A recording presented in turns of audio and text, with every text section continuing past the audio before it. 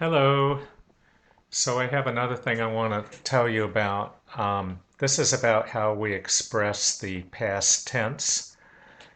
Normally, our way of expressing the past tense is with what we call the discourse tense.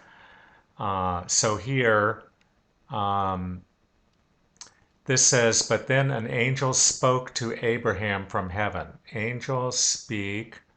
And if I hover the mouse over the middle row here, right under speak, it says the third feature, it says time equals discourse. So I shouldn't have said tense, I should have said time. So the time was discourse. Now you might say, well, why can't we just use the past tense like we do in English? And the reason for that is because when people are telling a story in English, they ordinarily use the past tense. But in other languages, they might not. For instance, they might use the present tense to tell a story. So discourse means the ordinary storytelling mode. Okay, but this is important.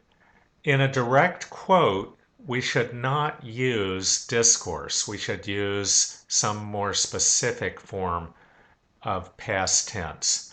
Now, here's an example. That angel said, so this is in quotes, Abraham, do not kill your son. You showed God that you respect God. Okay, now here I've done it incorrectly. You see Abraham show, and if I hover over the second line, it says the third feature is time equals discourse. And you can see how it came out generated down at the bottom right.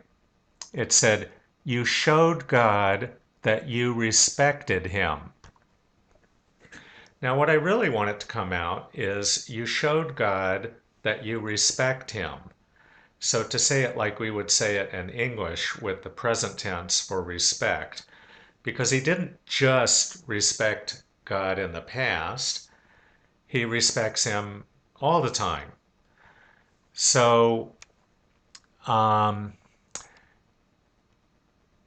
so the way we say that in English is with the present tense. So here, what I'm going to do is I'm going to correct the show here. So I've clicked on features, the button down here in this last column of buttons. It's the second one, features. And I click on show. And when did he show? Well, he did it in the immediate past. There are many other options. Earlier today, yesterday, 2 days ago, 3 days ago, a week ago, a month ago, a year ago, during the speaker's lifetime, historic past, eternity past, unknown past. So you've got lots of options for the past, but in this case it was immediately in the past. It just happened. So Abraham showed God in the immediate past. So let's see what happens when we generate now.